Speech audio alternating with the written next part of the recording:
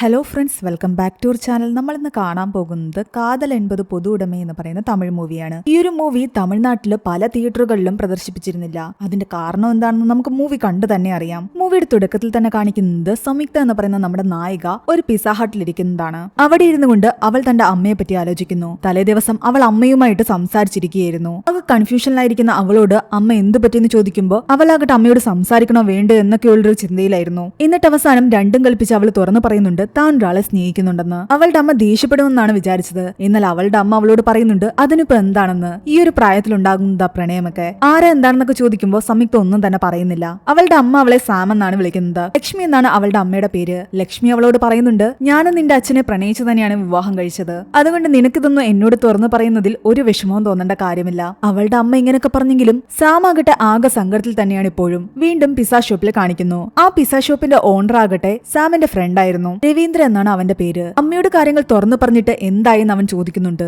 പറഞ്ഞു എന്ന് പറഞ്ഞു കഴിഞ്ഞപ്പോ അവൻ ചോദിക്കുന്നുണ്ട് അമ്മ എന്നിട്ട് എന്താ പറഞ്ഞതെന്ന്. വീണ്ടും തലേന്നത്തെ സീനിലേക്ക് വരുന്നു. അവൾ ആരെ സ്നേഹിക്കുന്നതിലും അവർക്കൊരു പ്രശ്നമില്ല.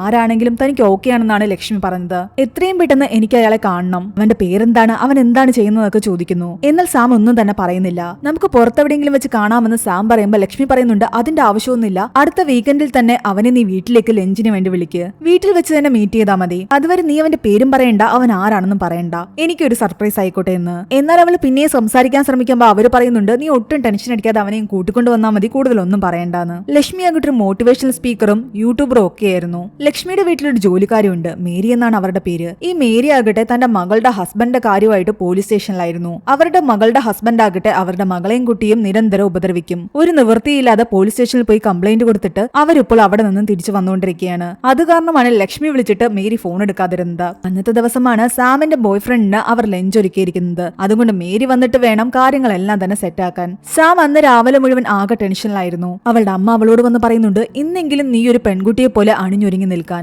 മേരി ഇന്ന് വന്നില്ലെങ്കിൽ താൻ തന്നെ കുക്ക് ചെയ്യേണ്ടി വരുമെന്നും ലക്ഷ്മി പറയുന്നു. അതിന്റെ ഒന്നും ആവശ്യമില്ലാന്ന് സാം പറയുന്നുണ്ട്. എന്നാൽ അവർ പറയുന്നു അതൊന്നും സാരമില്ല, ആദ്യമായിട്ടല്ലേ അവൻ ഇവിടേക്ക് വരുന്നത്, അപ്പൊ നല്ല പോലെ ഫുഡ് കൊടുക്കണമെന്ന്. കുറച്ചു കഴിയുമ്പോൾ സാം ആകട്ടെ രവീന്ദ്രയെ വിളിക്കുന്നു. നീ റെഡിയാണോ എന്ന് ചോദിക്കുന്നു. ഞാൻ റെഡിയാണെന്നാണ് അവൻ പറയുന്നത്. അവിടെ എന്താ സിറ്റുവേഷൻ എന്ന് ചോദിക്കുമ്പോൾ അവൾ ആകെ സങ്കടത്തിലായിരുന്നു. എന്തൊക്കെ വന്നാലും ശരി, നീ നന്ദിനിയും കൂട്ടി ഇന്ന് തന്നെ വന്നേ പറ്റൂ. ഇനി ഇത് വെച്ച് താമസിപ്പിക്കാൻ പറ്റില്ല. ഇവിടെയാണ് ആ ട്വിസ്റ്റ്. അവൾ തന്റെ പ്രണയത്തെ പറ്റി അമ്മയോട് പറയാൻ ഇത്രയും പേടിച്ചുകൊണ്ടിരുന്നതിന് കാരണവും അത് തന്നെയായിരുന്നു. അവൾ സ്നേഹിക്കുന്നത് ഒരു ആൺകുട്ടിയല്ല, നന്ദിനി എന്നാണ് അവളുടെ പേര്. അവൾ ഒരു ലെസ്ബിയൻ ആണെന്നുള്ള സത്യം അവളുടെ അമ്മ മനസ്സിലാക്കുമ്പോൾ എന്തായിരിക്കും അവരുടെ റിയാക്ഷൻ എന്ന് ആലോചിച്ചിട്ടായിരുന്നു അവളുടെ പേടി. അവളുടെ അമ്മ സൂപ്പർ മാർക്കറ്റിൽ സാധനങ്ങൾ വാങ്ങാൻ പോയ സമയത്ത് തന്നെ അവിടുത്തെ ജോലിക്കാരി മേരി അവിടേക്ക് വന്ന് ജോലികൾ ആരംഭിച്ചു. സാധനങ്ങളുമായിട്ട് ലക്ഷ്മി തിരിച്ചെത്തിയപ്പോൾ മേരിയുമായിട്ട് വഴക്കിടുന്നു. നീ ഇത്രയും ലേറ്റ് ആയത് എന്താണെന്ന് ചോദിച്ചിട്ട്. നിനക്കിവിടെ ഒരുപാട് ഫ്രീഡം തരുന്നതുകൊണ്ടാ പറഞ്ഞാൽ ഒരു അനുസരണ ഇല്ലാത്തതെന്ന് പറയുന്നു. മേരി സങ്കടത്തോടുകൂടി പറയുന്നുണ്ട് മാഡം വിളിക്കുന്ന സമയത്ത് ഞാൻ പോലീസ് സ്റ്റേഷനിലായിരുന്നു എന്ന്. എന്റെ മകളുടെ ഭർത്താവ് അവളെ വീണ്ടും അടിച്ചു. അവനെ കൊണ്ടുള്ള ശല്യം സഹിക്കവയ്യാതെ അവസാനം പോലീസ് സ്റ്റേഷനിൽ പോയി കംപ്ലൈന്റ് കൊടുത്തിട്ടിരിക്കുമ്പോഴാണ് മാഡം വിളിച്ചത്.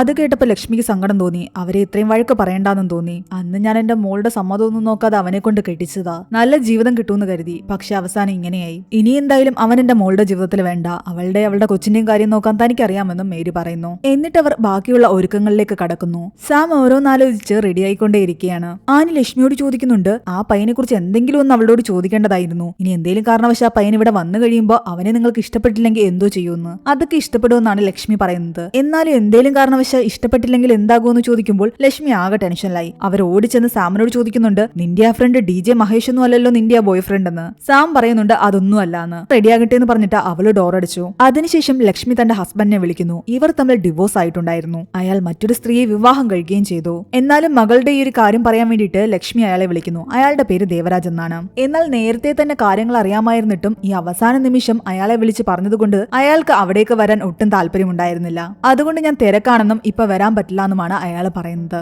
അയാളുടെ ഭാര്യ അയാളോട് പറയുന്നുണ്ട് നിങ്ങൾ പോകണമെന്ന്. എന്നാൽ അയാൾ പറയുന്നു അവളിത് നേരത്തെ അറിഞ്ഞ കാര്യമാണ്, ഇത്ര അവസാന നിമിഷം എന്തിനാ എന്നോട് വിളിച്ച് പറയാൻ നിൽക്കുന്നത്. കുറച്ചു കഴിയുമ്പോൾ ലക്ഷ്മി വന്നിട്ട് സാമിനോട് പറയുന്നുണ്ട് നിന്റെ ബോയ് ഫ്രണ്ട് വരുമ്പോ ഞാൻ അവന് കൊടുക്കാൻ വേണ്ടിയിട്ട് ഒരു ഗിഫ്റ്റ് വാങ്ങിയിട്ടുണ്ടെന്ന്. അവരിപ്പോഴും തന്റേതൊരു ബോയ് ഫ്രണ്ട് ആണ് എന്ന് ചിന്തിച്ചുകൊണ്ടിരിക്കുന്നത് കാരണം സാമിന് ആകെ വിഷമം തോന്നുന്നു. ഇതൊക്കെ കുറച്ച് ഓവറാണെന്നാണ് അവള് പറയുന്നത്. ആദ്യം വന്ന് കണ്ട് സംസാരിക്കട്ടെ, അതിനുശേഷം നമുക്ക് ബാക്കി തീരുമാനിക്കാമെന്ന് പറയുന്നു. എന്നാൽ ഓക്കെ അതൊക്കെ വിട്, നീ ഒരു കാര്യം ചെയ് എന്ന് ചുരിദാർ ഇടാൻ പറയുന്നു. എന്നാൽ അങ്ങനെയൊക്കെ ഇട്ട് നിന്ന് കഴിഞ്ഞാൽ പെണ്ണ് കാണാൻ വരുന്ന പോലെ ആയിരിക്കും എന്നാണ് അവള് പറയുന്നത്. അതൊന്നും സാരമില്ല, നന്നായിട്ട് ഒരുങ്ങി നിൽക്കുന്നു പറഞ്ഞിട്ട് ആ ചുരിദാർ എടുത്ത് അവളുടെ കയ്യിൽ കൊടുക്കുന്നു. അങ്ങനെ അവസാനം അവരുടെ നിർബന്ധം കാരണം അവൾ റെഡിയായി പുറത്തേക്ക് വന്നു. കുറച്ചു കഴിയുമ്പോൾ ദേവരാജാകട്ടെ അവളെ വിളിക്കുന്നുണ്ട്. നിന്റെ ചെക്കനെ കാണണമെന്ന് എനിക്കും ആഗ്രഹമുണ്ട്, പക്ഷെ ഇന്ന് തിരക്കായി പോയി, നിന്റെ അമ്മ ഇപ്പോഴാണ് പറഞ്ഞതെന്നും അയാൾ പറയുന്നു. ഒരു ദിവസം നിങ്ങൾ രണ്ടുപേരും ഒരുമിച്ച് വന്നു കഴിഞ്ഞാൽ നമുക്ക് ഒരുമിച്ച് ഡിന്നർ കഴിക്കാമെന്ന് അയാൾ പറയുന്നുണ്ട്. എന്താ നിന്റെ അഭിപ്രായം എന്ന് ചോദിക്കുമ്പോൾ അവൾ ഒന്നും വേണ്ടാതെ ഫോൺ കട്ട് ചെയ്യുന്നു. എല്ലാവരും ഓൾറെഡി തന്നെ അവൾക്ക് ലവ് ഉണ്ടെന്ന് പറഞ്ഞു കഴിഞ്ഞപ്പോൾ അതൊരു പയ്യനാണെന്ന് വിചാരിച്ചു വെച്ചിരിക്കുകയാണ്. അതുകൊണ്ട് തന്നെ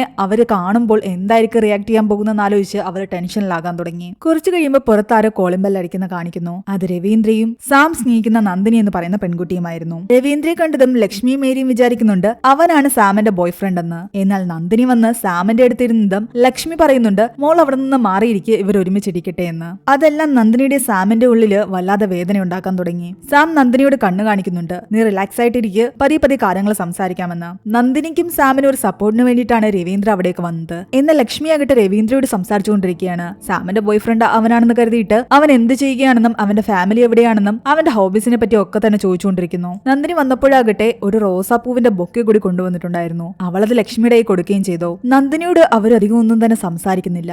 ജസ്റ്റ് അവളുടെ സാരി കണ്ടിട്ട് പറയുന്നുണ്ട് ഇങ്ങനെ ട്രഡീഷണൽ ആയിട്ട് ഡ്രസ് ചെയ്യുന്നതൊക്കെ എനിക്ക് ഒരുപാട് ഇഷ്ടമാണെന്ന്. എന്നിട്ട് അവർ കരുതി വെച്ചിരുന്ന ഗിഫ്റ്റ് എടുത്തുകൊണ്ടുവന്ന് രവീന്ദ്രയുടെ കയ്യിലാണ് കൊടുക്കുന്നത്. എന്നിട്ട് വീട്ടിൽ പോയിട്ട് ഇത് ഓപ്പൺ ചെയ്യണമെന്നും പറയുന്നു. രവീന്ദ്രയ്ക്ക് എന്ത് പറയണമെന്ന് അറിയില്ലായിരുന്നു. അവൻ പെട്ടെന്ന് വാഷ്റൂം എവിടെയെന്ന് ചോദിച്ചിട്ട് അവിടേക്ക് പോയി. സാം തന്റെ റൂം കാണിച്ചു തരാമെന്ന് പറഞ്ഞിട്ട് നന്ദിനിയെ മുകളിലേക്ക് കൂട്ടിക്കൊണ്ടും പോയി. ലക്ഷ്മിക്ക് ആകെ എന്തൊക്കെയോ ഒരു വല്ലായ്മ തോന്നാൻ തുടങ്ങി. ഇവരാരും നല്ലപോലെ സംസാരിക്കുന്നുണ്ടായിരുന്നില്ല. എല്ലാവരുടെയും മുഖത്ത് ടെൻഷൻ. ദേവരാജ് അതിനിടയ്ക്ക് ലക്ഷ്മിയെ വിളിച്ചിട്ട് ചോദിക്കുന്നുണ്ട് പയ്യൻ എങ്ങനെയുണ്ടെന്ന്. പയ്യൻ കാണാനൊക്കെ അടിപൊളിയാണെന്നും എനിക്ക് ഇഷ്ടപ്പെട്ടു എന്നാണ് ലക്ഷ്മി പറയുന്നത്. പറ്റുമെങ്കിൽ ഒരു ഫോട്ടോ വാട്സ്ആപ്പ് ചെയ്യാൻ പറയുമ്പോൾ നോക്കാമെന്ന് പറഞ്ഞിട്ട് അവർ പെട്ടെന്ന് ഫോൺ കട്ട് ചെയ്യുന്നു. എന്നിട്ട് മേരിയോട് പറയുന്നുണ്ട് സാമിന്റെ സെലക്ഷൻ അടിപൊളിയാണെന്ന്. ലഞ്ച് കഴിക്കാൻ വേണ്ടിയിട്ട് എല്ലാം സെറ്റ് ആയിക്കൊണ്ടിരിക്കുകയായിരുന്നു മേരി. അതിനിടയ്ക്ക് രവീന്ദ്ര കാണാതെ അയാളുടെ ഒരു ഫോട്ടോ എടുത്ത് ലക്ഷ്മി ആകട്ടെ ദേവരാജനും അയച്ചു കൊടുക്കുന്നു. രവീന്ദ്രയെ തനിച്ചാക്കിയിട്ട് സാം മുകളിലേക്ക് പോയത് അവർക്ക് ഇഷ്ടപ്പെട്ടില്ല. അവർ പെട്ടെന്ന് സാമിനെ നന്ദിനിയും താഴേക്ക് വിളിക്കുന്നു. നിങ്ങൾ രണ്ടുപേരും എന്തിനാ മാറിപ്പോയിരിക്കുന്നതെന്ന് ചോദിച്ചിട്ട്. അങ്ങനെ എല്ലാവരും ആഹാരം കഴിക്കാനിരുന്നു. ഇപ്പോഴും കാര്യങ്ങൾ തുറന്നു പറയാതെ അവർ വിഷമിച്ചുകൊണ്ടേയിരിക്കുകയായിരുന്നു. കാരണം ലക്ഷ്മി ഇങ്ങനെ രവീന്ദ്രയെ പറ്റി ചോദിച്ചുകൊണ്ടേയിരിക്കുകയാണ്. അതിനിടയ്ക്ക് നിങ്ങൾ ആരാണ് പ്രണയം തുറന്നു പറഞ്ഞതെന്നും എവിടെ വെച്ചാ കണ്ടുമുട്ടിയതെന്നും എങ്ങനെയാ തുടങ്ങിയതെന്നും ഒക്കെ ലക്ഷ്മി ചോദിക്കുന്നുണ്ട്. സാമിന് എന്ത് പറയണമെന്ന് അറിയാത്തൊരവസ്ഥയായിരുന്നു. പെട്ടെന്ന് രവീന്ദ്ര പറയുന്നുണ്ട് ഞാൻ സാമിനെ പ്രപ്പോസ് ചെയ്തു എന്ന്. അവൾ അത് റിജക്ട് ചെയ്യുകയും ചെയ്തു. അവൻ ആ പറഞ്ഞത് സത്യമായിരുന്നു. ഒരിക്കൽ എപ്പോഴും രവീന്ദ്ര അവളെ പ്രപ്പോസ് ചെയ്തിട്ടുണ്ടായിരുന്നു. ആ സമയത്താണ് അവൾ ലെസ്ബിയൻ ആണെന്നുള്ള സത്യം അവനോട് തുറന്നു പറഞ്ഞതും അവന്റെ പ്രണയം റിജക്ട് ചെയ്തതും. എന്നാൽ ഇത് കേട്ടിട്ട് ലക്ഷ്മി വിചാരിക്കുന്നുണ്ട് ആദ്യം അവളെ റിജക്ട് ചെയ്തിട്ട് പിന്നീട് ഓക്കെ പറഞ്ഞതാണെന്ന്. എന്റെ മോൾ ആദ്യം അങ്ങനൊന്നും പിടിതരില്ല എന്നും പതിയെ അവൾ ഓക്കെ പറയുമെന്നാണ് അവര് പറയുന്നത്. എന്നാൽ സാം പറയുന്നുണ്ട് ഞാൻ ഓക്കെ പറഞ്ഞതേ ഇല്ല എന്ന്. ലക്ഷ്മി ആകെ കൺഫ്യൂഷനിലായി. നീ അവനോട് ഓക്കെ പറഞ്ഞില്ലെങ്കിൽ പിന്നെ നിങ്ങൾ എങ്ങനെ പ്രണയിച്ചു തുടങ്ങിയെന്നും ഇവിടെ പിന്നെ എന്തിനാ അവനെ കൂട്ടിക്കൊണ്ട് വന്നതെന്നും. സാമിന് എങ്ങനെ ഇത് തുറന്നു പറയണമെന്ന് അറിയില്ലായിരുന്നു. അവള് നേരത്തെ അമ്മ രവീന്ദ്രയ്ക്ക് കൊടുത്ത ആ ഒരു ഗിഫ്റ്റ് കൊണ്ടുപോയി നന്ദിനിയുടെ കയ്യിൽ കൊടുക്കുന്നു. ഞാൻ സ്നേഹിക്കുന്നത് രവീന്ദ്രയല്ല എന്നും നന്ദിനിയാണെന്നും പറയുന്നു. ഇത് കേട്ടതോടുകൂടി ലക്ഷ്മി ആകെ വല്ലാതെയായി. അവർക്ക് എങ്ങനെ റിയാക്ട് ചെയ്യണമെന്ന് പോലും അറിയില്ലായിരുന്നു. നന്ദിനിയോട് പറയുന്നുണ്ട് നീ ഇവിടെ നിന്നും ഇറങ്ങിപ്പോകാൻ, ഒരു നിമിഷം പോലും ഇനി ഇവിടെ നിൽക്കാൻ പാടില്ല എന്ന്. എന്റെ മകളെ വിട്ടേക്ക്, അവൾ നിന്നെ പോലെയല്ല, അവൾ നോർമൽ ആയിട്ടുള്ള പെൺകുട്ടിയാണ്. ഞാൻ ഇവിടോട്ട് തിരിച്ചു വരുമ്പോഴേക്കും അവൾ ഇവിടെ ഉണ്ടാകരുതെന്നും ഇവളെ ഇവിടെ നിന്ന് പറഞ്ഞു വിടണമെന്നും സാമിനോട് പറഞ്ഞിട്ട് അവരവിടെ നിന്നും എഴുന്നേറ്റ് പോയി. കുറെ നേരമായിട്ട് ഇവരിങ്ങനെ ഇൻസൾട്ട് ചെയ്യുന്ന കാരണം നന്ദിനിയും ആകെ ദേഷ്യത്തിലായിരുന്നു. താൻ പോവുകയാണെന്ന് പറഞ്ഞിട്ട് നന്ദിനി അവിടെ നിന്നും ഇറങ്ങിപ്പോകുന്നു. സാം അവളുടെ പിറകെ പോകുന്നുണ്ട്. നന്ദിനി അവളോട് പറയുന്നുണ്ട് ഒരുമിച്ച് ജീവിക്കണമെങ്കിൽ നീ ഇറങ്ങി വരാൻ. എന്നാൽ അമ്മയുടെ സമ്മതം ഇല്ലാതെ തനിക്ക് വരാൻ പറ്റില്ല എന്നാണ് സാം പറയുന്നത്. സംസാരിച്ച് ഓക്കെ ആക്കാമെന്നും കുറച്ച് വെയിറ്റ് ചെയ്യാനും അവൾ പറയുന്നു. എന്നാൽ നന്ദിനി പറയുന്നുണ്ട് ഇനി എനിക്ക് ഇൻസൾട്ട് സഹിച്ചുകൊണ്ട് ഇവിടെ നിൽക്കാൻ വയ്യ എന്നും ഞാൻ പോവുകയാണെന്നും. നിന്റെ അമ്മയ്ക്ക് ഒരിക്കലും അത് മനസ്സിലാക്കാൻ പറ്റില്ല എന്നും എന്റെ വീട്ടിൽ ഇതിനേക്കാൾ വലിയ പ്രശ്നങ്ങൾ ഉണ്ടായതാണെന്നും അതുകൊണ്ടാണ് ഞാൻ അവിടെ വിട്ടെറിഞ്ഞ് വന്നതെന്നും നന്ദിനി പറയുന്നുണ്ട്. നിനക്ക് നിന്റെ അമ്മയാണ് വലുതെങ്കിൽ നീ ഇവിടെ തന്നെ നിന്നോ, ഇല്ല നമ്മുടെ പ്രണയമാണ് വലുതെങ്കിൽ നീ എന്റെ കൂടെ വരണം. എന്നാൽ തനിക്ക് കുറച്ച് ടൈം വേണമെന്ന് സാം പറഞ്ഞുകൊണ്ടേയിരിക്കുകയാണ്. നന്ദിനി രവീന്ദ്രനെ വിളിച്ചുകൊണ്ട് അവിടെ നിന്നും പോയി. സാമിന് എന്ത് ചെയ്യണമെന്നറിയാതെ അവൾ അവിടെ തന്നെ നിൽക്കുകയായിരുന്നു. ലക്ഷ്മിയാകട്ടെ ആകെ ദേഷ്യത്തിലാണ്. അവർ ദേവരാജനെ വിളിക്കുന്നു. ദേവരാജിന്റെ വൈഫാണ് ഫോൺ എടുത്തത്. അയാളുടെ കയ്യിൽ ഫോൺ കൊടുക്കാൻ പറയുന്നു. അയാൾ ടോയ്ലറ്റിലായിരുന്നു. അത്യാവശ്യമാണെന്ന് പെട്ടെന്ന് ഫോൺ കൊടുക്കാൻ പറഞ്ഞപ്പോഴും അവരാകട്ടെ ലക്ഷ്മിയോട് കാര്യം ചോദിക്കുന്നു എന്ത് പറ്റിയെന്ന്. അത് നിങ്ങൾക്ക് പറഞ്ഞ ഒരിക്കലും മനസ്സിലാകില്ല എന്നും അതിന് നിങ്ങളൊരു അമ്മയായിരിക്കണമെന്നുമാണ് അവർ പറയുന്നത്. ലക്ഷ്മി അങ്ങനെ പറഞ്ഞത് ദേവരാജന്റെ സെക്കൻഡ് വൈഫിന് ശരിക്കും വിഷമമായി. കാരണം അവർക്ക് കുട്ടികൾ ഉണ്ടായിരുന്നില്ല. പുറത്തു നല്ല മഴ പെയ്യുമ്പോഴും സാം അവിടെ മഴ നനഞ്ഞുകൊണ്ട് നിൽക്കുന്ന കണ്ടിട്ട് ലക്ഷ്മി അവളെ പോയി വിളിക്കുന്നുണ്ട്. അകത്ത് പോയിരുന്ന് സംസാരിക്കാമെന്നും നമ്മൾ ഇത്രയും കാലം നല്ല ഫ്രണ്ട്സിനെ പോലെയല്ലേ ജീവിച്ചിരുന്നത്, അതുകൊണ്ട് സംസാരിച്ച് സോൾവ് ആക്കാമെന്നുമാണ് അവർ പറയുന്നത്. ഒരു വിധത്തിൽ നിർബന്ധിച്ച് അവളെ അവിടെ നിന്നും കൂട്ടിക്കൊണ്ടുപോയി. ചെറുപ്പം തൊട്ടേ നിന്റെ ഇഷ്ടങ്ങൾ എന്താണെന്നും നിനക്ക് എന്ത് സാധനം ഇഷ്ടപ്പെടും എന്ത് ഇഷ്ടപ്പെടില്ല എന്നൊക്കെ എനിക്കാണ് അറിയാവുന്നത്. അതുകൊണ്ട് നിനക്കൊന്നും സംഭവിക്കാതെ ഞാൻ നോക്കിക്കൊള്ളാം. എന്നാൽ അവൾ പറയുന്നുണ്ട് തനിക്കൊന്നും സംഭവിച്ചിട്ടില്ല എന്ന്. എന്റെ ഇഷ്ടങ്ങളെല്ലാം അറിയാവുന്ന അമ്മയ്ക്ക് ഒരിക്കലും എന്റെ ഫീലിംഗ്സ് ഇതുവരെ മനസ്സിലാക്കാൻ പറ്റിയിട്ടില്ല. ഞാൻ ജനിച്ചത് തന്നെ ഇങ്ങനെയാണെന്നും അമ്മയ്ക്കും അച്ഛനും ഇടയിലെ ഫീലിംഗ്സ് എങ്ങനെയാണോ അതുപോലെ തന്നെയാണ് തനിക്കും നന്ദനിക്കും ഇടയിലെ ഫീലിംഗ്സ്, അല്ലാതെ അതൊന്നും അബ്നോർമൽ അല്ല എന്നും അവൾ പറയുന്നു. ലക്ഷ്മിക്ക് എന്ത് പറയണമെന്ന് അറിയില്ലായിരുന്നു. ആ സമയത്ത് ദേവരാജ് വിളിക്കുന്നു. നിങ്ങൾക്ക് സമയമുണ്ടെങ്കിൽ എത്രയും പെട്ടെന്ന് ഇങ്ങോട്ട് വരാനാണ് അവർ പറയുന്നത്. അത്രയും പറഞ്ഞിട്ട് ഫോൺ കട്ട് കട്ട് ചെയ്തു. എന്താ കാര്യമെന്നൊന്നും തന്നെ ദേവരാജനോട് ലക്ഷ്മി പറഞ്ഞില്ല.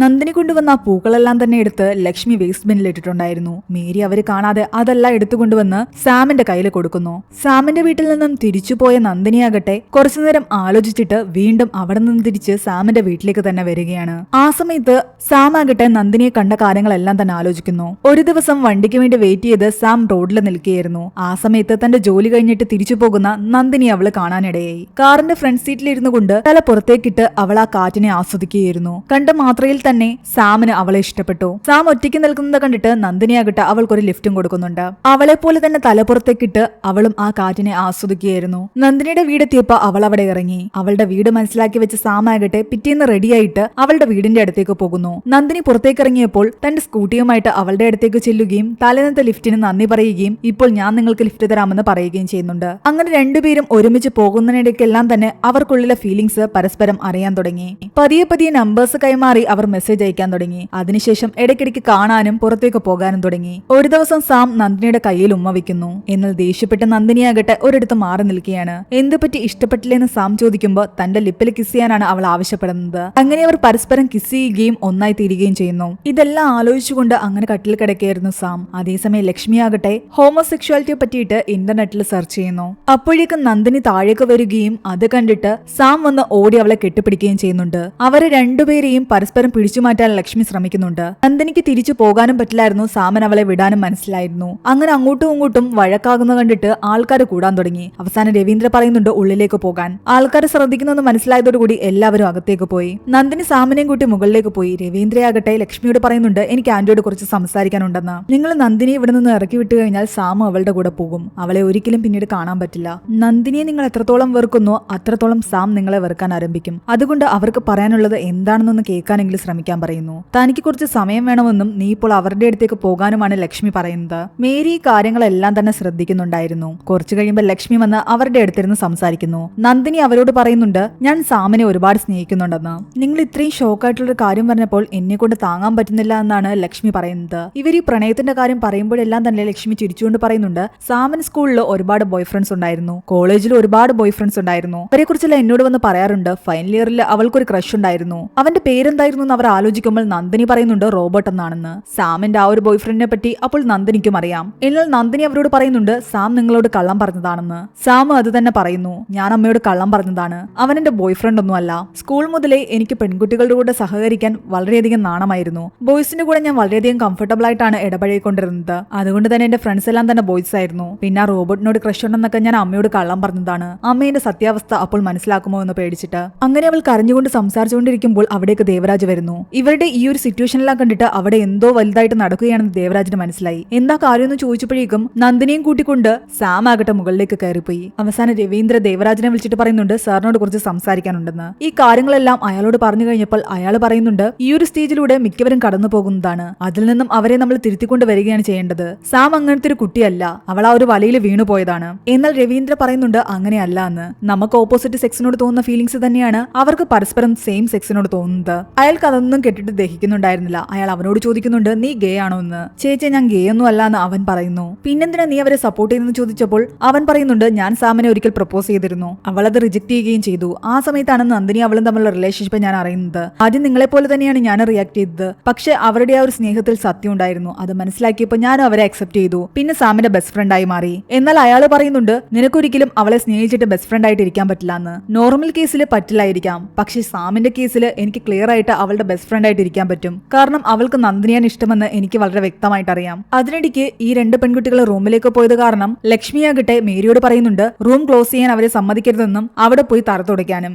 എന്നാൽ മേരിക്കാകട്ടെ അവരുടെ റിലേഷൻഷിപ്പ് കണ്ടിട്ട് ഒന്നും തന്നെ തോന്നുന്നില്ല. അവർ രണ്ടുപേരുടെയും ജന്നതീയതേക്ക് നോക്കിയിട്ട് അവർ തമ്മിൽ നല്ല മാച്ച് ആണെന്ന് പറയുന്നു. മാത്രമല്ല നന്ദിനിയേക്കാൾ 4 വയസ്സ് ഇളയതാണ് സാം. ചേച്ചി ഞങ്ങളെ കളിയാക്കുകയാണെന്ന് ചോദിക്കുമ്പോൾ ഒരിക്കലും അല്ല എന്ന് മേരി പറയുന്നു. ഞങ്ങളുടെ നാട്ടിലും ഇതുപോലെ 2 പേരുണ്ട്. അവർ 2 പേരുടെ വിവാഹം കഴിഞ്ഞതാ. എവിടെ പോയാലും അവർ ഒരുമിച്ചാണ് കറങ്ങി നടക്കുന്നത്. അവരുടെ ഹസ്ബൻഡ്സ് അവരെ 2 പേരെയും ഒരുപാട് മാറ്റാൻ ശ്രമിച്ചു. അടിച്ചു വരെ നോക്കി. എന്നിട്ടും അവര് മാറിയിട്ടില്ല. അവർ ഹാപ്പി ആയിട്ട് നടക്കുന്നു. അവരെ കുറിച്ച് അവിടെ നാട്ടിലെല്ലാം തന്നെ സംസാരം. എനിക്ക് ഇങ്ങനത്തെ റിലേഷൻഷിപ്പിൽ ഒന്നും തന്നെ എതിർപ്പില്ല. കാരണം ഒരു പെണ്ണിനെ മനസ്സിലാക്കാൻ ഏറ്റവും കൂടുതൽ സാധിക്കുന്നത് ഒരു പെണ്ണിന് തന്നെയാണ്. എന്റെ മോളെ അവൾക്ക് ഇഷ്ടമല്ലാഞ്ഞിട്ട് ഞാൻ ഒരുത്തനെ കൊണ്ട് കെട്ടിച്ചു. അവസാനം അവന്റെ അടി കാരണം അവളുടെ ജീവിതം നശിച്ചിരിക്കുകയാണ്. അത് വെച്ച് നോക്കുമ്പോ ഇത് തന്നെയാണ് ഭേദമെന്നും പറയുന്നുണ്ട്. മേരി അങ്ങനെ അവരെ സപ്പോർട്ട് ചെയ്ത് സംസാരിക്കുന്ന കാരണം അവർ രണ്ടുപേരും ഒന്ന് റിലാക്സ് ആയി. ഇവർ റൂം അടച്ചിട്ട് എന്തെടുക്കുകയാണെന്ന് ആലോചിച്ച് ലക്ഷ്മിയാകട്ടെ പുറത്തു വന്നൊന്ന് നോക്കുന്നുണ്ടായിരുന്നു. അമ്മ പുറത്തു വന്ന് നിൽക്കുന്നുവെന്ന് മനസ്സിലായതും അവരെ ദേഷ്യപ്പിടിപ്പിക്കാൻ വേണ്ടിയിട്ട് മനഃപൂർവ്വം സാം സ്വന്തം കയ്യിൽ തന്നെ ഉമ്മ വെക്കുന്ന സൗണ്ട് ഉണ്ടാക്കുന്നു. എന്നിട്ട് കതക് തുറക്കാൻ തുടങ്ങിയപ്പോഴേക്കും അവർ അവിടെ നിന്നും ഇറങ്ങിപ്പോയി. മേരിയോട് താഴേക്ക് വന്നിട്ട് അവൾ പറയുന്നുണ്ട്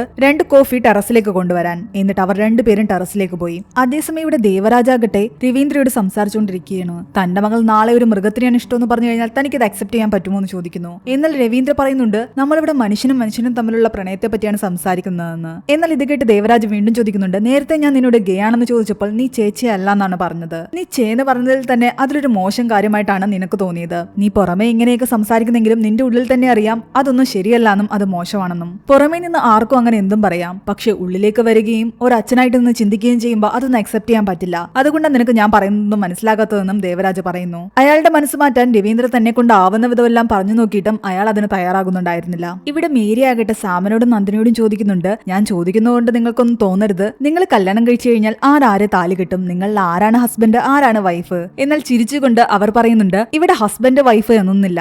എനിക്ക് ഇവളാണ് ഭാര്യ, ഇവൾക്ക് ഞാനാണ് ഭാര്യ. ഭർത്താവ് എന്നൊരു വേർഡിന് ഞങ്ങൾക്കിടയിൽ സ്ഥാനമേ ഇല്ല. അങ്ങനെ ഓരോരോ ഡൗട്ടുകൾ മേരി ഇവരോട് ചോദിക്കുകയും ഇവരതിന് മറുപടി പറയുകയും ചിരിക്കുകയും ഒക്കെ ചെയ്യുകയായിരുന്നു. ഇവിടെ ദേവരാജാകട്ടെ രവീന്ദ്രയോട് പറയുന്നുണ്ട് ഇതുപോലൊരു റിലേഷൻഷിപ്പ് ഞാൻ എന്റെ ലൈഫിൽ ചുറ്റുപാടിലൊന്നും തന്നെ കണ്ടിട്ടില്ല. നിന്റെ ചുറ്റുപാടിൽ കണ്ടിട്ടുണ്ടോ? എനിക്കിതുകൊണ്ട് അക്സെപ്റ്റ് ചെയ്യാനും പറ്റില്ല എന്ന് പറയുന്നു. രവീന്ദ്രയും തന്റെ സുഹൃത്തുക്കളിലോ ചുറ്റുമുള്ള ആൾക്കാരിലോ ഇങ്ങനൊരു റിലേഷൻഷിപ്പ് കണ്ടിട്ടില്ലായിരുന്നു. എന്നാൽ പൊതുവെ പലയിടത്തും ഉണ്ടെന്ന് അവർക്കറിയാം. പക്ഷെ അവരാരും സമൂഹത്തിന് മുന്നിലേക്ക് വരുന്നില്ല.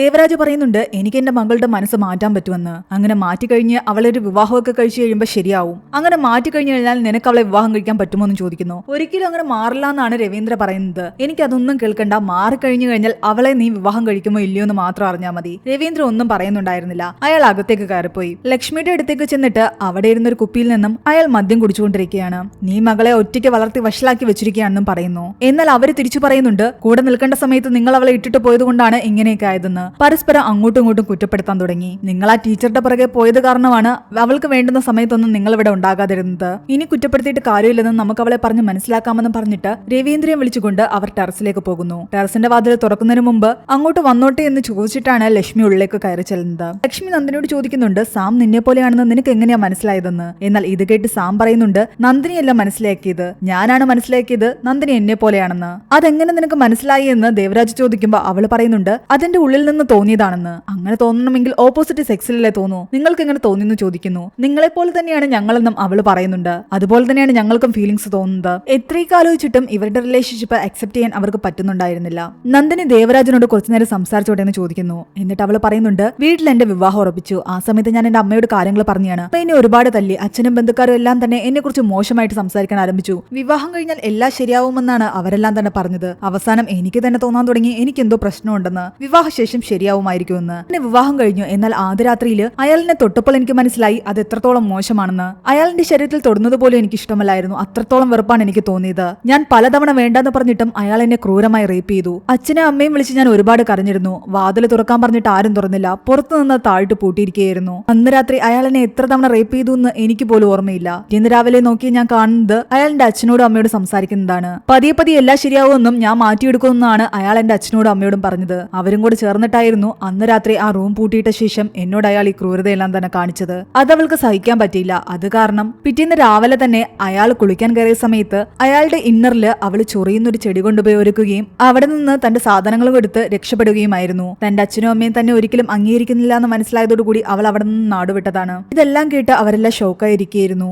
ദേവരാജ് പറയുന്നുണ്ട് അയാൾ ചെയ്തത് ഒരിക്കലും ശരിയായില്ല എന്ന്. നീ അയാളോട് ചെയ്തത് തന്നെയാണ് ശരി. അങ്ങനെ ഒരാളുടെ കൂടെ ജീവിക്കേണ്ട ആവശ്യമില്ല. പക്ഷെ എന്നാൽ പോലും ഇവരുടെ ഈ ഒരു റിലേഷൻഷിപ്പിനെ ഒരിക്കലും അംഗീകരിക്കാൻ ദേവരാജ് തയ്യാറായിരുന്നില്ല. ആ പയ്യൻ കുറച്ച് അണ്ടർസ്റ്റാൻഡിംഗ് ആയിട്ടിരുന്നിരുന്നെങ്കിൽ പതിയെ എല്ലാം ശരിയായേനെ, നിന്റെ ജീവിതവും നല്ലതായേനെ. എന്നാൽ ഇത് കേട്ട് നന്ദിനി പറയുന്നുണ്ട് നിങ്ങളെ ഒരു ആണിനെ കൊണ്ട് കല്യാണം കഴിച്ച ശേഷം കുറച്ച് അണ്ടർസ്റ്റാൻഡിംഗ് ആയിട്ടിരുന്നു കഴിഞ്ഞാൽ നിങ്ങൾ ഒരുമിച്ച് സുഖമായിട്ട് ജീവിക്കുമോ എന്ന്. ഒരിക്കലും ഇല്ലാന്ന് ദേവരാജ് പറയുന്നു. അതുപോലെ തന്നെയാണ് എന്റെ കാര്യവും. നിങ്ങളെ സംബന്ധിച്ച് നിങ്ങൾക്കൊരു ഓപ്പോസിറ്റ് സെക്സ് ആണ് ഇഷ്ടം. അപ്പൊ സ്വാഭാവികമായിട്ടും സെയിം സെക്സിലുള്ള ഒരാളുമായിട്ട് നിങ്ങൾക്ക് ജീവിക്കാൻ പറ്റില്ല. അതുപോലെ തന്നെയാണ് ഞങ്ങൾക്ക് സെയിം സെക്സിനോടാണ് താല്പര്യം. ഓപ്പോസിറ്റുള്ള ഒരാളുമായിട്ട് ഞങ്ങൾക്ക് ഒരിക്കലും ഒരുമിച്ച് ജീവിക്കാൻ പറ്റില്ല. നിങ്ങളുടെ റിലേഷൻഷിപ്പിന് ഒരർത്ഥവും ഇല്ല എന്നും അതൊരിക്കലും അവസാനം വരെ കൊണ്ടുപോകില്ല എന്നും അയാൾ പറയുന്നു. എന്നാൽ അവൾ തിരിച്ചു ചോദിക്കുന്നുണ്ട് അച്ഛന്റെ അമ്മയുടെ റിലേഷൻഷിപ്പിന് അപ്പോൾ അർത്ഥമില്ലേ എന്ന്. നിങ്ങൾക്കൊരു കുഞ്ഞുണ്ടാകില്ല എന്ന് അയാൾ പറയുന്നു. ജീവിതത്തിന് കുറച്ചുകൂടി അർത്ഥമുണ്ടാകൂ. എന്നാൽ അവൾ പറയുന്നുണ്ട് കുട്ടികളില്ലാത്ത എത്രയോ ആൾക്കാർ ഇവിടെ ജീവിക്കുന്നുണ്ടെന്ന്. അവർ തമ്മിൽ പരസ്പരം സ്നേഹിച്ച് അവസാനം വരെ ജീവിക്കുന്നില്ലേ? എന്തിന് അച്ഛന്റെ ലൈഫ് തന്നെ എടുത്താൽ മതി? അച്ഛന്റെ രണ്ടാം ഭാര്യയ്ക്കും അച്ഛനും മക്കളില്ല എന്ന് കരുതി നിങ്ങളുടെ റിലേഷൻഷിപ്പിന് ഒരു അർത്ഥവുമില്ല എന്നാണോ? നിങ്ങൾക്ക് അവസാനം വരെ ഒരുമിച്ച് സന്തോഷത്തോടെ ജീവിച്ചുകൂടെ? കുട്ടി ഉണ്ടായിട്ടും അച്ഛൻ എന്റെ അമ്മയെ ഉപേക്ഷിച്ചിട്ട് പോയി. അപ്പോൾ കുട്ടിയല്ല പ്രശ്നം, ഇനി കുട്ടിയാണെങ്കിൽ ഞങ്ങൾക്ക് അഡോപ്റ്റ് ചെയ്യാൻ സാധിക്കും. എന്നാൽ അയാൾ ചോദിക്കുന്നുണ്ട് ആ കുട്ടി നിങ്ങൾ ആരെ അച്ഛൻ എന്ന് വിളിക്കുമെന്ന്. അങ്ങനെ എല്ലാത്തിനും അങ്ങോട്ടും ഇങ്ങോട്ടും തർക്കിക്കാൻ ആരംഭിച്ചു. എന്നാൽ അവൾ തിരിച്ചു ചോദിക്കുന്നുണ്ട് അച്ഛനില്ലാതെ കുട്ടിയെ വളർത്തുന്നതിൽ എന്താ തെറ്റെന്ന്? കാരണം ഞാനും അച്ഛനില്ലാതെയാണ് വളർന്നത്. അവളുടെ അമ്മ വന്ന് അവളോട് പറയുന്നുണ്ട് നീ ഞങ്ങളുടെ ഒരേ മകളാണ്, നിന്നെ എങ്ങനെ വിട്ടുകൊടുക്കാൻ പറ്റില്ല എന്ന്. ഒരേ മകളായിട്ട് ജനിച്ചത് എന്റെ തെറ്റാണോ എന്ന് അവൾ ചോദിക്കുന്നു. ഒരിക്കലും നിന്റെ തെറ്റല്ല എന്നാണ് ദേവരാജ് പറയുന്നത്. എന്നിട്ട് അയാൾ ദേഷ്യത്തിൽ പഴയ കാര്യങ്ങൾ എന്തൊക്കെയോ എടുത്തിടാൻ തുടങ്ങി. ലക്ഷ്മി അയാളെ തടയുന്നുണ്ടായിരുന്നു. അയാൾ ആ ദേഷ്യത്തിലാകട്ടെ എല്ലാ സത്യങ്ങളും വിളിച്ചു പറയുന്നു. നിനക്ക് 11 വയസ്സുള്ളപ്പോൾ ലക്ഷ്മി വീണ്ടും പ്രഗ്നന്റ് ആയിരുന്നു. എന്നാൽ എന്നോട് പോലും ആലോചിക്കാതെ അവൾ ആ കുഞ്ഞിനെ കൊന്നുകളഞ്ഞു. അവൾ അതിനെ അബോർട്ട് ചെയ്തു. അത് കേട്ട് എല്ലാവരും ഷോക്കിലായി. ആ സംഭവത്തിന് ശേഷം എനിക്ക് അവളെ സ്നേഹിക്കാൻ പറ്റിയിട്ടില്ല. പരമാവധി ഞാൻ ശ്രമിച്ചു, ഒട്ടും പറ്റില്ല എന്ന് കണ്ടപ്പോഴാണ് ഞാൻ അവളെ വിട്ടിട്ട് പോയതും മറ്റൊരു വിവാഹം കഴിച്ചതും.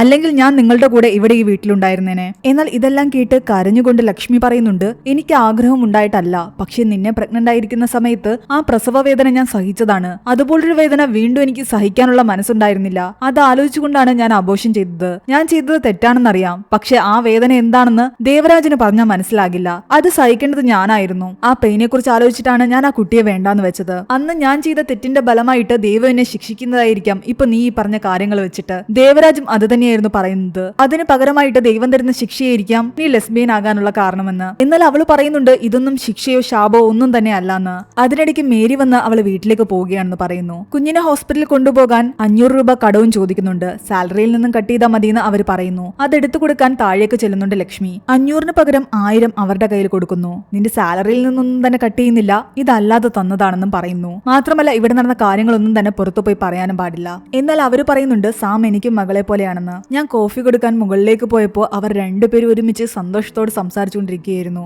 ആ സന്തോഷം അവരുടെ ജീവിതത്തിൽ അങ്ങനെ തന്നെ ഉണ്ടാകട്ടെ. എന്നിട്ട് അവര് 500 രൂപ തിരിച്ച് അവരുടെ കയ്യിൽ തന്നെ കൊടുക്കുന്നുണ്ട്. അവര് പുറത്ത് ആരോടും പോയി ഇതൊന്നും പറയാതിരിക്കാൻ വേണ്ടിയിട്ട് മനഃപൂർവ്വമാണ് 1000 രൂപ ലക്ഷ്മി കൊടുത്തതെന്ന് അവർക്ക് മനസ്സിലായിരുന്നു. എനിക്ക് 500 രൂപയുടെ ആവശ്യമുള്ളൂ എന്നോ അതെന്റെ സാലറിയിൽ നിന്ന് കട്ടാക്കണമെന്നും പറഞ്ഞിട്ടാണ് അവർ അവിടെ നിന്നും പോകുന്നത്. മേരിക്ക് മനസ്സിലാക്കാൻ പറ്റിയ കാര്യങ്ങൾ പോലും ലക്ഷ്മിക്ക് മനസ്സിലാക്കാൻ അവിടെ പറ്റുന്നുണ്ടായിരുന്നില്ല. അവസാനം ദേവരാജ് പറയുന്നുണ്ട് ഒരു കാര്യം ചെയ്യാം, നിങ്ങൾക്കൊരു ചാൻസ് ഞാൻ തരാം. 1 വർഷത്തോളം നിങ്ങൾ പരസ്പരം കോൺടാക്ട് ചെയ്യാൻ പാടില്ല, കാണാനോ മെസ്സേജ് അയക്കാനോ വിളിക്കാനോ പാടില്ല. അതിനപ്പുറവും നിങ്ങളുടെ ഫീലിംഗ്സ് അങ്ങനെ തന്നെ ഉണ്ടെങ്കിൽ ഞങ്ങൾ നിങ്ങളെ അക്സെപ്റ്റ് ചെയ്യാം. നന്ദിനിക്ക് അത് സമ്മതമായിരുന്നു. എന്നാൽ സാം അതിന് സമ്മതിക്കുന്നില്ല. അതിന്റെ ഒന്നും ആവശ്യമില്ല എന്നാണ് അവള് പറയുന്നത്. നന്ദിനി അവളെ പറഞ്ഞ് മനസ്സിലാക്കാൻ ശ്രമിക്കുന്നുണ്ട്. നമ്മുടെ സ്നേഹത്തിന് വേണ്ടിയിട്ട് നമുക്കിത് ചെയ്യാൻ പറ്റുമെന്ന് അവൾ പറയുന്നു. എന്നാൽ ദേവരാജ് പറയുന്നുണ്ട് ഞാൻ പറഞ്ഞു തീർന്നിട്ടില്ല എന്ന്. ഈ 1 വർഷക്കാലം നമ്മൾ 3 പേരും ഒരുമിച്ച് കൗൺസിലിങ്ങിന് പോവും. ഒന്നുകിൽ ഞങ്ങൾ 2 പേരും മാറും, അല്ലെങ്കിൽ നീ മാറും. ഇനി നീ മാറിക്കഴിഞ്ഞാൽ നീ ഈ രവീന്ദ്രനെ വിവാഹം കഴിക്കണം. എന്നാൽ രവീന്ദ്രൻ പറയുന്നുണ്ട് അങ്കിൾ എന്തൊക്കെയാണ് ഈ പറയുന്നത്, അതൊന്നും ശരിയാകില്ല എന്ന്. ഒടുവിൽ സാം അയാളോട് പറയുന്നുണ്ട് പണ്ട് അച്ഛൻ എനിക്കൊരു ബാർബിഡോൾ വാങ്ങി തന്നത് ഓർമ്മയുണ്ടോ എന്ന്. എന്റെ ഏറ്റവും അടുത്ത കൂട്ടുകാരി ആ ബാർബിഡോൾ ആയിരുന്നു. ഞാൻ എന്റെ ഫീലിംഗ്സ് മുഴുവൻ അതിനോടാണ് പറഞ്ഞുകൊണ്ടിരുന്നത്. ഒരു ദിവസം അത് കാണാതായി. അതിനുശേഷം എന്റെ ഉള്ള ഫീലിംഗ്സ് എനിക്ക് ആരോട് പറയണമെന്നറിയാതെ അതിന്റെ തൊണ്ടയിൽ വരെ വന്ന് കുടുങ്ങി നിൽക്കുകയായിരുന്നു. ആ ഒരു വേദനയെല്ലാം മാറി ഞാനൊന്ന് റിലാക്സ് ആയത് നന്ദിനിയെ കണ്ട ശേഷവും അവളെ സ്നേഹിക്കാൻ തുടങ്ങിയതിനു ശേഷമാണ്. എന്നിട്ട് അവളെ നന്ദിനിയെ പിടിച്ച് അടുത്തേക്ക് നിർത്തിയിട്ട് അവരോട് എല്ലാവരോടുമായിട്ട് പറയുന്നുണ്ട് ഇത്രയൊക്കെ പറഞ്ഞിട്ടും നിങ്ങൾക്ക് മനസ്സിലായില്ലെങ്കിൽ ഇനി ഇതുകൂടി കാണാൻ. അങ്ങനെ അവർ രണ്ടുപേരും കിസ് ചെയ്യുന്നു. ദേവരാജ് മുഖം തിരിച്ചു നിന്നു. ലക്ഷ്മി അത് സഹിക്കവയ്യാതെ ദേഷ്യത്തോടെ അവരെ രണ്ടുപേരെ അടിക്കാൻ തുടങ്ങി. സാമിനെ പിടിച്ചു മാറ്റി. രവീന്ദ്രയാണ് ഒരുവിധം അവരെ എല്ലാവരെയും കൂളാക്കിയത്. ഒടുവിൽ തങ്ങളെ മനസ്സിലാക്കാനോ അക്സെപ്റ്റ് ചെയ്യാനോ പേരൻസിന് പറ്റില്ല എന്ന് കണ്ടപ്പോൾ സാം പറയുന്നുണ്ട് ഞാൻ നന്ദിനിയുടെ കൂടെ പോവുകയാണെന്ന്. ദേവരാജിന് എന്ത് ചെയ്യണമെന്നറിയില്ലായിരുന്നു. സാധനങ്ങളും എടുത്ത് താഴേക്ക് വന്നപ്പോൾ ദേവരാജ് പറയുന്നുണ്ട് എനിക്കിതൊരിക്കലും അക്സെപ്റ്റ് ചെയ്യാൻ പറ്റില്ല, പക്ഷേ നിന്നോടുള്ള സ്നേഹം എന്നും അങ്ങനെ തന്നെ ഉണ്ടാകും. അതിനുശേഷം അയാള് പോയി. ഇവർ രണ്ടുപേരും അവിടെ നിന്ന് ഇറങ്ങാൻ നേരം ലക്ഷ്മി അവരോട് പറയുന്നുണ്ട് ഈ ഒരു ദിവസം മാത്രം നീ എന്റെ അടുത്ത് നിൽക്ക്. അത് കേട്ടപ്പോൾ വിഷമം തോന്നിയിട്ട് നന്ദിനിയാകട്ടെ ലക്ഷ്മിയോട് പറയുന്നുണ്ട് എത്ര ദിവസം വേണമെങ്കിലും സാമിനെ ആന്റി ഇവിടെ തന്നെ നിർത്തിക്കോ. എപ്പോ അവളെ എന്റെ കൂടെ പറഞ്ഞയക്കാൻ തോന്നുന്നോ അപ്പൊ പറഞ്ഞയച്ചാ മതി. എന്നിട്ട് അവർ 3 പേരും പുറത്തേക്ക് ഇറങ്ങിയ ശേഷം സാമാകട്ടെ നന്ദിനിയെയും രവീന്ദ്രയെയും യാത്ര അയക്കാൻ വേണ്ടി പോയി. പോകുന്നതിന് മുമ്പ് രവീന്ദ്രയെ അവർ രണ്ടുപേരും കെട്ടിപ്പിടിക്കുന്നുണ്ടായിരുന്നു. കാരണം ഇത്രയും കാലം അവരെ സപ്പോർട്ട് ചെയ്ത് അവരുടെ കൂടെ നിന്നത് രവീന്ദ്ര മാത്രമാണ്. അവൾ തിരിച്ച് വീട്ടിലേക്ക് കയറി ചെല്ലുമ്പോൾ ലക്ഷ്മി അവിടെ എങ്ങും തന്നെ കാണുന്നില്ല. ഒരു സൗണ്ട് കേട്ട് സ്റ്റോർ റൂമിലേക്ക് ചെന്നപ്പോഴാകട്ടെ ലക്ഷ്മി തറയിൽ കിടക്കുന്നതാണ് കാണുന്നത്. അവൾ ഓടി അടുത്തേക്ക് ചെല്ലുമ്പോൾ അവളുടെ അമ്മയുടെ കയ്യില് ആ ബാർബി ഡോൾ ഉണ്ടായിരുന്നു. അവരത് അന്വേഷിക്കാൻ പോയതായിരുന്നു. ആ ബാർബി ഡോളിനെ അവളുടെ കയ്യിലേക്ക് വെച്ചു കൊടുക്കുന്നു. കരഞ്ഞുകൊണ്ട് പരസ്പരം രണ്ടുപേരും കെട്ടിപ്പിടിക്കുന്നു. പിന്നീട് കാണിക്കുന്നത് കുറച്ച് നാളുകൾക്ക് ശേഷം സാമും നന്ദിനി ഒരുമിച്ച് കടൽ തീർത്ത് നിൽക്കുന്നതും അവരെ പോലെ ഒരുപാട് പെൺകുട്ടികളുടെ കൂടെ അവർ ദൂരെ ഓടിപ്പോകുന്നതുമാണ്. ഇവിടെയാണ് ഈ ഒരു മൂവി അവസാനിക്കുന്നത്. ഈ മൂവിയെ കുറിച്ചുള്ള നിങ്ങളുടെ അഭിപ്രായങ്ങൾ താഴെ കമന്റ് ചെയ്യുക. എക്സ്പ്ലനേഷൻ ഇഷ്ടപ്പെട്ടെങ്കിൽ വീഡിയോ ലൈക്ക് ചെയ്യാനും ചാനൽ സബ്സ്ക്രൈബ് ചെയ്യാനും മറക്കണ്ട.